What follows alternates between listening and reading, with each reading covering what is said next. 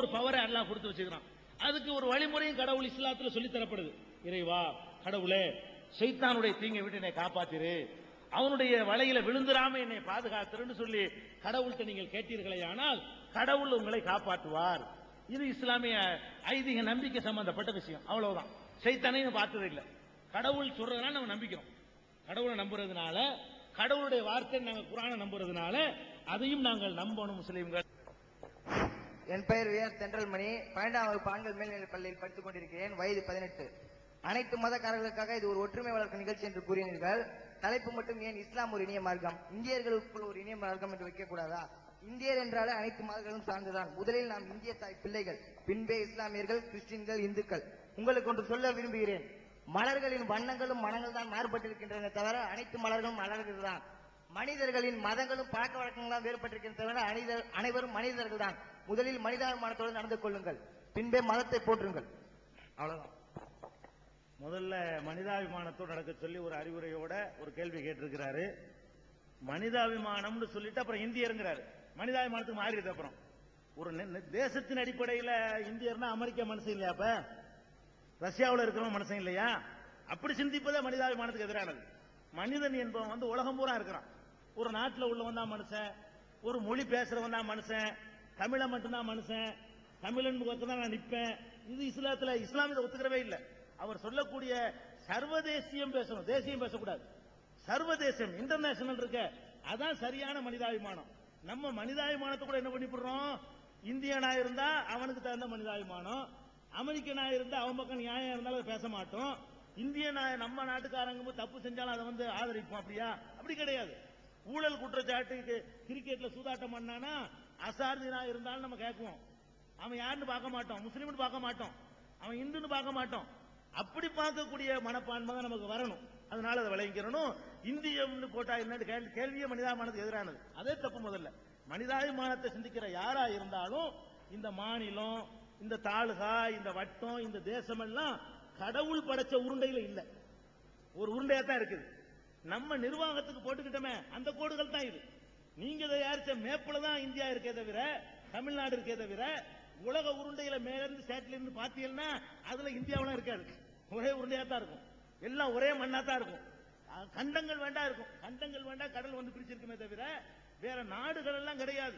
இன்னும் சொல்ல போனா 100 வருஷத்துக்கு முந்தின இந்தியா வேற, இப்ப இருக்கிற இந்தியா வேற. 15 வருஷத்துக்கு முந்தின இந்தியாவில் கச்சத்தீவு இருந்துச்சு, இப்ப இந்தியாவில் கச்சத்தீவை காணாம். 47க்கு முந்தின இந்தியாவில் பங்களாதேஷ், பாகிஸ்தான் இருந்துச்சு, அதை இப்ப காணாம். அது இல்லாம இந்தியா இப்ப. அப்ப உள்ள இந்தியா வேற, இப்ப உள்ள இந்தியா வேற. அதுக்கு முந்தி எடுத்துக்கிட்டீங்கன்னா தமிழ்நாடு 3 நாடு, சேர நாடு, சோழ நாடு, பாண்டிய நாடு. தமிழ்நாடுங்கிற ஒரு மாநிலமே 3 நாடா இருந்துச்சு. இதெல்லாம் மனிதன் தன்னுடைய வசதிகளுக்காக அப்பப்ப போடுவான், மாறும். இந்த கோடு இப்படி இருக்கும்னு சொல்ல முடியாது. இதை விட பெருசா போகும், இதை விட சின்னதா வரும். டாபிக் வருவோம். இஸ்லாம் ஒரு இனிய மார்க்கம் அப்படின்னு ஏன் போட்டிருக்கிறீங்க, வேற மார்க்கத்தை பத்தி ஏன் போடக்கூடாதுன்னு கேட்கிறாங்க. அதுதான் கேள்வி. அது நல்ல கேள்வி. ஏன் போடலன்னு கேட்டா, எங்களுக்கு என்ன தெரியுமோ அதான் நாங்க சொல்ல முடியும். சகோதரர் என்ன பண்ணு கேட்டா, கிறிஸ்துவம் இனிய மார்க்கம்னு போட்டு எங்களை கூட நாங்கள் வருவோம். இந்து சகோதரர்கள் இந்து ஒரு இனிய மார்க்கம் போட்டு கூப்பிட்டு நீங்க எதை வேண்டாலும் கேளுங்க, எங்கள்ட்ட உள்ள தப்ப நாங்க திருத்திக்கிறோம், நீங்க எந்த கொஸ்டின்னாலும் கேளுங்கன்னு கூப்பிட்டா நாங்க வரணும். அப்ப எங்களுக்கு தெரியாத ஒன்றை நாங்க சொல்ல முடியாது. நீங்க இந்து மதத்தை பத்தி ஏதாவது எனக்கு சொல்ல தெரியுமா? கிறிஸ்தவ மார்க்கத்தை பத்தி எனக்கு சொல்ல தெரியுமா? எங்களுக்கு என்ன தெரியுமோ அதை நாங்க சொல்றோம், உங்களுக்கு தெரிஞ்ச நீங்க சொல்லணும். ஒவ்வொருவரும் தனக்கு தெரிந்த சித்தாந்தங்களை தான் சொல்ல முடியுமே தவிர, ஒரு கம்யூனிஸ்ட் பத்தி கம்யூனிஸ்ட்காரர் கூட்டம் போடுறாரு, இவர் என்ன கம்யூனிஸ்ட் கூட்டம் போடுறாரு, திமுக அண்ணாதுரை பேச மாட்டேங்கிறது கேட்க முடியுமா? அவர் சார்ந்த நம்பிக்கையிலையும் அவருக்கு தெரிஞ்சதான் பேசுவார். அவர் காரல் மார்க்ஸ் தான் பேசுவார். அவர் பெரியார பேசலன்னு கேட்க கூடாது.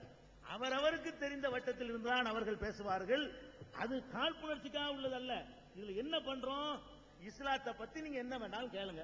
இந்த பெண்கள் பள்ளிக்கு வர்றதை பத்தி கேட்டாங்க, எங்க சமுதாயம் தப்பு பண்ணுது சுட்டி காட்டுறோம், திருத்துறதுக்கு ஒரு வாய்ப்பை ஏற்படுத்தி கொடுக்கிறோம். எங்க சமுதாயத்தில் வரதட்சணை வாங்குறாங்க, ஒருத்தர் கேள்வி கேட்பாரு, சுட்டி காட்டுவோம், திருத்திக்கிடுவாங்க. அந்த மாதிரியான ஒரு நல்ல நோக்கத்தில் செய்யறமே தவிர, நீங்கள் கிறிஸ்துவ சகோதரர்கள் இதே மாதிரி நிகழ்ச்சி நடத்தணும். எல்லாம் கேள்வி கேளுங்க, முஸ்லீம்கள்லாம் வாங்க, கிறிஸ்துவ இந்துக்கள்லாம் வாங்கன்னு கூப்பிடணும். இந்து சகோதரர் இது மாதிரி நிகழ்ச்சி பண்ணி முஸ்லீம்கள்லாம் வாங்க, எங்கள்ட்ட உள்ள தப்புகளை சுட்டி காட்டுங்க, எங்களை நீங்க விமர்சனம் பண்ணுங்க, எங்களை கேள்வி கேளுங்க.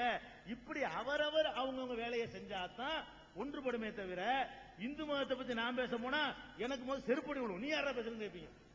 எங்க மதத்தை எங்க பேசுறியாதோ நீங்க வந்து சொல்ல கேட்பீங்களா இல்லையா? கிறிஸ்தவ மார்க்கத்தை பற்றி ஜெயலலிதா ஆபீசன் பேசுகிறாருன்னா விடுவீங்களா? இவன் யாரு கிறிஸ்தவ மார்க்கத்தை பேசுற, இவன் யாரு ஆளு சொல்லுவீங்களா இல்லையா? அப்ப அது நல்லிணக்கத்துக்கு பதிலாக சண்டை உண்டாக்கிடும்.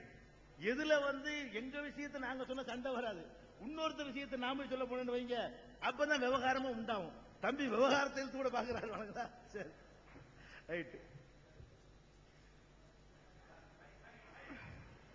மைக்கான் பண்ணுமா?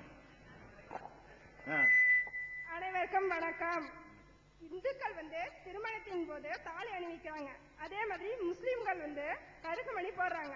இந்துக்கள் கணவனை இழந்த பிறகு தாலி அறுக்கிற மாதிரி முஸ்லிம்கள் வந்து கருகுமணி அறுக்கிறது இஸ்லாமிய சட்டத்துல அனுமதி உண்டா? அது மாதிரி செய்யலாமா?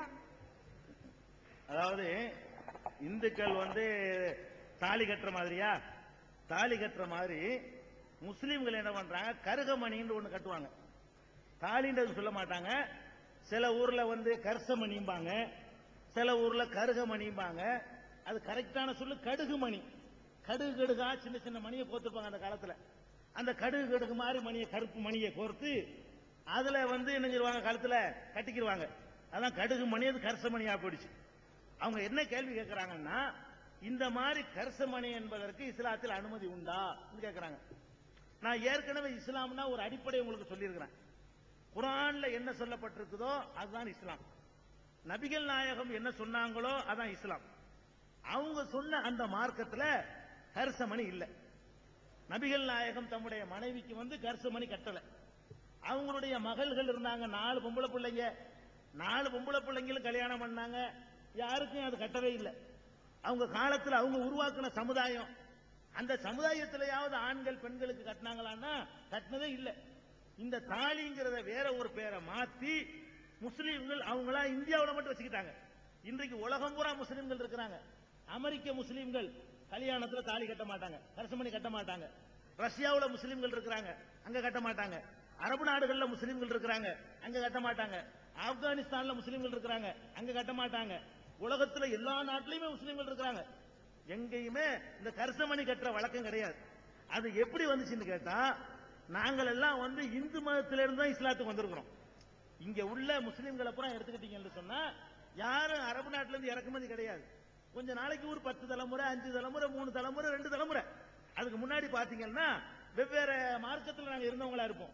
எங்கள்ல உள்ள ஒருத்தர் செட்டியாரா இருப்பாரு, ஒருத்தர் முதலியாரா இருப்பாரு, ஒருத்தர் ஐயரா இருப்பாரு, ஒருத்தர் தலிதா இருப்பாரு, ஒருத்தர் தேவரா இருப்பாரு, ஒருத்தர் நாடாரா இருப்பாரு. அப்படி இருந்தவர்கள் தான் இதை ஏற்றுக்கொண்டு வந்திருக்கிறாங்க. இது ஒரு கடவுள் கொள்கை நல்லா இருக்குது வந்தோம். வரும் பொழுது அதுல உள்ள சில பழக்க வழக்கங்களை கொண்டு வந்துட்டாங்க. இந்த தாலி இருந்துச்சு பாருங்களேன், அதையும் சேர்த்து கொண்டு வந்து வச்சுக்கிட்டாங்களே தவிர அது இஸ்லாம் சொல்லக்கூடிய முறையில உள்ளது இல்ல. இன்னும் சொல்ல போனா இஸ்லாமிய முறை பிரகாரம் திருமணம் இருக்கு பாருங்களேன், திருமணத்தை அக்ரிமெண்ட், கான்ட்ராக்ட் இஸ்லாம் சொல்லுது. 2 பேர் இருக்கிறாங்க, நான் உன்னை கல்யாணம் பண்ணிக்கிறேன், நீ என்னைய கல்யாணம் பண்ணிக்க, இவ்வளவு ரூபா மகர் கொடுத்துரு அப்படின்னு சொல்லி அக்ரிமெண்ட் பண்றாங்கல்ல, அக்ரிமெண்டோட கணவன் மனைவி ஆயிடுறாங்க. அதுக்கு மேல இந்த புனிதமா தாலி கட்டுறதுலாம் இஸ்லாத்துல கிடையாது. அது பெண்களை வந்து ஒரு அடிமைப்படுத்துற நோக்கத்துல பிற்காலத்தில் உண்டாக்கப்பட்டிருக்கு. நம்ம சமுதாய இந்திய சமூகத்துல வந்து அது உண்டாக்கப்பட்டிருக்கு. அது வந்து ஒரு தாலிங்கிறத போட்டு திருமணத்துக்கு அடையாளம் இருக்கணும். ஆம்பளைக்கு அடையாளம் தேவையில்லையா, பொம்பளைக்கு மட்டும் திருமணம் ஆனதுக்கு ஒரு அடையாளம் இருக்கணும் அப்படிலாம் கொண்டாந்து போட்டுக்கிட்டாங்க. அதை வந்து அருந்து போனா கூட அருந்து போச்சுன்னு சொல்ல மாட்டாங்க. தாலி அருந்து போச்சுன்னு வைங்களேன், தாலி பெருகிச்சுன்னு தான் சொல்லணுமா, என்ன சொல்லக்கூடாதான், அருந்து போச்சுன்னு சொல்லக்கூடாதான். கருசமணி பெருகிருச்சு. இங்கே அங்க தாலி பெருகுனா எங்க சமுதாயத்துல என்ன பெருகுது, கருசமணி பெருகிருச்சுமாங்க எங்க சமுதாயத்துல. அருந்து போச்சுன்னா அதை கட்டுறதுக்கு சில சடங்குகள் எல்லாம் பண்ணுவாங்க. அது இங்கேயும் உண்டு அங்கேயும் உண்டு. புருஷன் செத்த உடனே அறுப்பாங்க. பெண்ணை வந்து ஒரு நகையாக பாவிக்காம அவளுக்கு அதோட வாழ்க்கையே முடிஞ்சு போச்சுங்கிற மாதிரி ஒரு எண்ணத்தை உண்டாக்குற மாதிரி கழுத்துல கிடக்கிற வந்து என்ன செய்வாங்க, அறுத்து எறிவாங்க. அது அங்கேயும் இருக்கு இங்கேயும் இருக்குது. இவங்களும் அதை பண்றாங்க. இஸ்லாம் அதெல்லாம் சொல்லவே இல்லை. அது ஒரு நகைன்னு நீங்க அணிவிச்சு தப்பு கிடையாது. அதுலதான் புருஷனுடைய உயிர் ஒட்டிக்கிட்டு இருக்குது. அது வாயினா கலட்டி கூட வச்சிடக்கூடாது. அறந்துச்சுன்னா அதோட கதை முடிஞ்சு போச்சு. அது மாதிரியான நம்பிக்கையில செய்தால் அது இஸ்லாம் ஒத்துக்கிறாது. அது இஸ்லாமிய நம்பிக்கைக்கு எதிரானது. அது பிற மக்கள்கிட்ட இருந்து பழகிறதுனால இஸ்லாமியர்கள்ட்ட வந்த ஒரு பழக்கம், நபிகள் நாயகம் சொன்ன பழக்கம் இல்லை. கவனிங்க கொஞ்சம் சகோதரர்கள், வாலண்டியர்ஸா இருக்கக்கூடிய சகோதரர்கள் கொஞ்சம் சின்ன வேண்டுகோள், நீங்களே டிஸ்டர்பன்ஸா இருக்கீங்களோன்னு எனக்கு பயமா இருக்கு. ஏன்னா நீ நான் திருவக்கரை வக்ரகலியம்மன் தெய்வீக பேரவையினுடைய அமைப்பாளர். இந்து மத கலாச்சாரத்திலே காஞ்சி காமகோடி பீடம் ஜெககுரு சங்கராச்சாரியுடைய துணை நகர செயலாளராக நான் இங்கு பணிபுரிந்து வருகிறேன். நான் ஐயப்பன் எலக்ட்ரிக்கல் என்ற எலக்ட்ரிக் கடை வைத்திருக்கின்றேன். நான் 25 ஆண்டுகளாக எலக்ட்ரிக் கடை நடத்தி வருகிறேன். இருப்பினும் எனது இனிய நண்பர்கள் இஸ்லாமியத்திலே உள்ள அனைத்து நண்பர்களும் எனக்கு நண்பர்களாக இருக்கின்றார்கள். காரணம், நான் தொழில் கற்றுக்கொண்டது ஒரு முஸ்லீமிடம். அவர் இறந்த நேரத்திலே இந்து கலாச்சாரத்திலே எங்களுக்கு ஒரு பெரிய புனிதமான ஒரு வார்த்தை இருக்கு.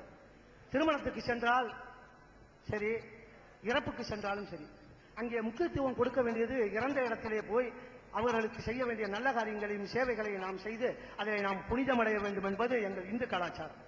அதனால நான் கூட சில நேரங்களில் திருமணங்களுக்கு போகாட்டி கூட இறப்பு சம்பந்தப்பட்ட காரியங்களில்